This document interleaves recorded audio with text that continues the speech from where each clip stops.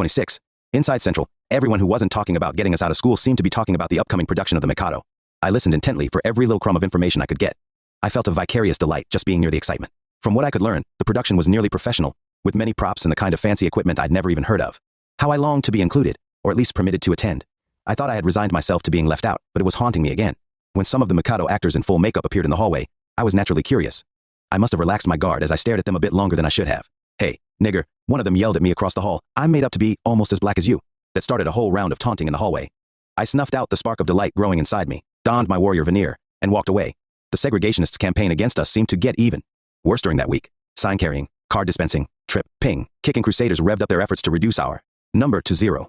Meanwhile, Mrs. Huckabee, the woman I considered to be somewhat near fair and rational about the whole situation, had lapsed back into her attitude of trying to convince me there was nothing going on. It seemed like whenever I reported anything to her, she would work herself up into a lather. I was seeing things. Was I being too sensitive? Did I have specific details? When she stopped behaving in a reasonable way, it took away the only point of reference I had. I desperately tried to understand how such an intelligent woman could be reasonable, and understanding one moment, then seem so cold, distant, and dispassionate the next. I suppose that she must be under an enormous weight, and doing her best. I tried to see the overall picture, to remember that over the long haul, she had been a tiny pinpoint of light in the otherwise very dark experience of dealing with Central High's administration.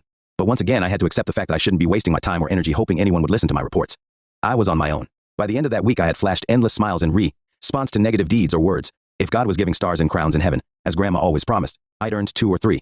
By Saturday morning, as my family rushed about the house making breakfast and doing household chores, I lay with my face down in my pillow, hoping they would be quiet. But it was not to be. I had an early morning phone call from Link. "I need your help," he said. "I want you to come with me. Now, you're crazy. You know we can't be seen together. It'll be okay.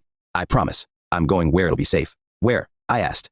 "You'll see. Meet me on the other side of the bridge just inside North Little Rock." I was confused about meeting him.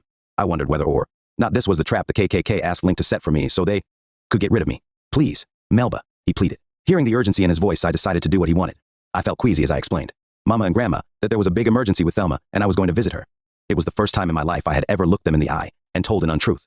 They were reluctant to let me go, but I promised I would stay in our own neighborhood where it was safe. I prayed for God's forgiveness for lying as I drove away. I spotted Link's car, just on the North Little Rock side of the bridge. In broad daylight, I parked my car and got into his.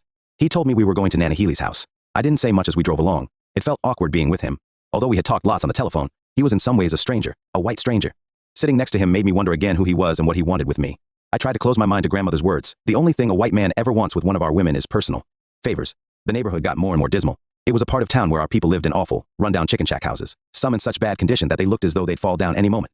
Folks stood around, in clusters talking. There were groups of men dressed in ragged, filthy clothing, drinking from liquor bottles as they chatted. I'd seen places like this before on those rare occasions. When Grandma and I passed through as we went to visit friends, or our relatives in North Little Rock, being there made me feel so fortunate that Mother had her teaching job. Without that job, I might very well be living in a place like this. "Hey, why so quiet?" Link touched my arm, and I turned to face him. "I'm frightened, I guess. I'm not gonna let anything happen to you. You're a lot safer here than inside Central, aren't you?" We pulled into the yard of one of the shabbier places. I wanted to turn and run. Instead, Link opened the door and reached for my hand as I stepped out into a puddle of water. He teased me about being graceful and having shaky ice-cold hands as I watched him fumble with the key to the trunk. "Well, don't just stand there. Grab a bag." He was pulling bag after bag of groceries out of the trunk and stacking them on the hood of the car. "She hasn't got any kin, so I've got to keep her fed." "Why where are her own people?" I grabbed 2 bags of food and followed as he led the way. "She hasn't got any people. She worked for my family all her life. As a young girl, she worked for my grandparents. When Daddy got married, Grandmother sent her to him as a kind of gift. She's been with me all my life. Why isn't she with your family anymore? 'Cause she got sick, real sick. My folks let her go. Just like that. After all the time she'd been so good to us. She's got no money for a doctor. She won't take my money. I think she's got tuberculosis, but I don't know for sure." He knocked on the weather-beaten door. "Nana, it's me. May I come in?" His voice was loud but ever so gentle as he called out to her. A feeble voice called back. Holding bags of groceries in his arms, he pushed open the door with his elbow. There in a dark room sat an aged woman, her profile etched against the sun shadow in the one window of the room. Long silver gray hair in braids framed her lined face, which was worn and weary. Wrinkled skin was stretched taut over protruding cheekbones. Her fingers were stiffened into position as though she were holding an apple, but her hands were empty. As I moved closer, I could see she was wearing a freshly starched, flowered cotton dress just like my own grandmother might have worn. Her appearance was immaculate, her posture was erect, and she tilted her chin upward, demonstrating her own dignity and pride despite her circumstances. The tiny, bare shack was spotlessly clean. It was one room with a makeshift bathroom in plain view. In one corner, there was a cracked sink, over which a slab of a broken mirror hung. Despite the rundown condition of the few pieces of furniture and the torn curtains on the window, there were touches of pride all around. A picture frame on her night table held a photo of a small boy with blonde curls. It must be Link as a child, I thought. Nana, I want you to meet my friend Melba, Link said, raising his voice to an ear-shattering level. Then he leaned over to whisper to me, she can't hear good. Go closer. I want you to convince her to see a doc, somebody you know and trust. Your friend, said Mrs. Healy. Yes, ma'am, she's my friend, aren't you, Melba? He was talking loudly and grinning at me as though he wasn't certain of what I would say. I didn't say anything, turning instead to read Mrs. Healy's reaction. Her expression was angry. She could barely move about or speak, but she gathered her strength, and after a long moment she said, boy, y'all are gonna get yourselves in a heap of trouble. You know better. Yes, Nana. He knelt beside her and took her hand. Don't you worry about it. I'll handle it. You talk to Melba while I make a cup of tea for you. He took off his jacket, rolled up his sleeves, and began putting the groceries away. I watched as he placed staples in the splintered wood cabinet and on the sagging but meticulously lined shelves above the sink. He behaved as though he had performed those same tasks many times before. Mrs. Healy, you're looking very nice today. I drew near to her. Well, I don't feel so good, but I gets up and dresses myself. Cleanliness is next to godliness. Suddenly, her emaciated body was racked with a cough. She reached for the handkerchief tucked in her sleeve. On and on, she coughed. Link turned from his chores, staring at her with a pained expression on his face. He reached for a cup from the cupboard and filled it with water. Holding it up to her mouth, he gently helped her to drink from it. Nana, we gotta get you to see a doc. He nudged me with his elbow. Your turn, he whispered to me. Mrs. Healy, this sounds like the kind of cough that isn't going away real soon, unless you get some doctoring and the right medicine. Oh, I'll be fine, she said, clearing her throat. Just as takes a while for me to get my bearings after one of these spells. Her voice was raspy, and the coughing started again. On and on she coughed, her feeble body shaking as I tried to hold on to her. Link got cold cloth.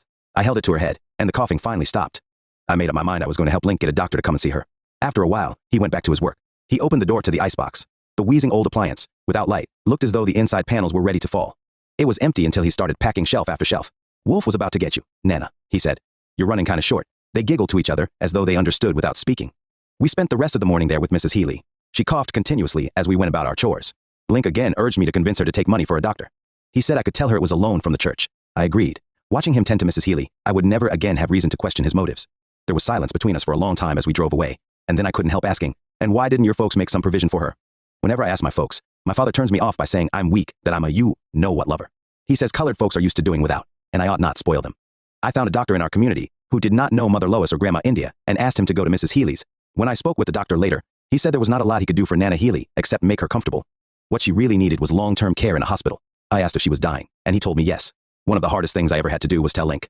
There were tears in his voice as he spoke through a rush of anger. Damn my folks, they didn't even pay Social Security for her. She's got nothing. I share my allowance with her, and some of the folks in her church give her a few pennies. But they've got nothing like what it will take for a hospital. I've got to go now. I'll take care of it. I decided that I had to tell Grandma India about Nana Healy disobedient. Took time, but Grandma got over her anger at my aunts. And sure enough, she promised to visit Mrs. Healy on her weekly trips to North Little Rock. So, in the end, Link and Grandma formed something of a friendship as they discussed all the tasks surrounding Nana Healy's care, which compelled them to get to know each other. Court action set for today in CHS case Arkansas Gazette, April 28, 1958. The lengthy and bitter Little Rock Central High School integration case will be reopened at 9:30 a.m. Today in federal district court under an Arkansas judge. Judge Harry S. Lemley of Hope will take over from Judge Ronald N. Davies of Fargo, ND. At issue is a Little Rock School Board petition asking for a postponement of integration at the school. The National Association for the Advancement of Colored People has asked that the petition be denied. Reopening that case meant my year of suffering was in vain. If the school board was not committed to integration, how could Central students be expected to accept it? Even if the NAACP was successful in getting the petition denied, it set a tone segregationists would see as a weapon against us, downhearted. Couldn't even describe how low I felt. To cheer myself up, I decided to wear my Easter dress to school, the one mother and grandmother had made for me. Lately, the ink spraying had slowed down a bit in favor of more exotic torture. Even as I entered school that morning, I could tell the prospect of the hearing had already put wind into the sails of segregationists. Won't be long now, one boy hissed as I entered the door. Don't phone or drop us a card, cause we ain't gonna miss you, nigger. I had survived the whole day and was walking through the hall to the 14th Street side of the school to go home. A boy approached me, behaving normally, so I paid him no mind. As he got closer, suddenly I felt the warm liquid spray across my chest. Ink. The front of my new dress was soaked with ink spots. Before I could get away, he danced around to my right side and showered me once more. I ran toward the exit as I held back the tears brimming my eyes. Suddenly Link was there a bit ahead of me on the walkway. What happened? He stopped dead in his tracks. I tried not to let him see how upset I was. I wiped away my tears. Shh, don't talk to me. I kept walking, but he followed. Melba, stop. Are you all right? Get out of here, I shouted at him. Just at that moment, a group of boys approached us. Link paused, but I kept moving toward them as though nothing could stop me. I was determined to make it to the car, which waited at the curb to take me home. Suddenly, one of the boys moved closer to me and drew back his fist. Hey, Link shouted. You like the way I redecorated the nigger's dress? Looks better than it did before, don't you think? The boy turned to answer Link and then started snickering. I darted around him and into the car. As I looked back, Link stood with them, laughing and chatting. I couldn't stop my tears. In the days that followed, we were repeatedly warned that nothing mattered more than avoiding any activity that would get us expelled. Now the hoodlums were mounting a last-ditch effort to get us out of school before May 29th. They wanted no possibility that we could register for the next school term. Meanwhile, Link seemed nervous, asking me each day what had happened. He kept harping on the fact that he was hearing that segregationists were going to do something to somebody's family. Something big that will be certain to get one or more of you guys to voluntarily leave school, he said. But as the days passed, I was less concerned about Link's warning and more worried about the boy who now came into study hall each day threatening to toss me out of the window, and the girls who encircled me at least once a day, saying every negative thing they could about the parts of my body. Fat thighs, ugly hair, ugly clothing, funny eyes, all shouted in a chorus. I thought sadness would force the tears in my heart to flow, but I never said a word. At the same time, I was worried about Mother Lois, who was becoming more tense with each day. At dinner, she hardly spoke. She seldom laughed and didn't offer any of her corny jokes. It was a Monday evening when Mother gathered us in the living room for a family conference. I had never seen such a grave expression on her face. They're not going to renew my teaching contract for next year. I don't have a job, she told us. But why? We all asked. We knew very well that there was no reason to fire her. They couldn't possibly fire her for doing a bad job. She had 14 years of teaching experience with lots of awards to her credit. There were no complaints in her record. And then with tears brimming in her eyes, she explained. They say they'll give me back my job only if I withdraw. Melba, from Central High School immediately. They do not want her to finish the year.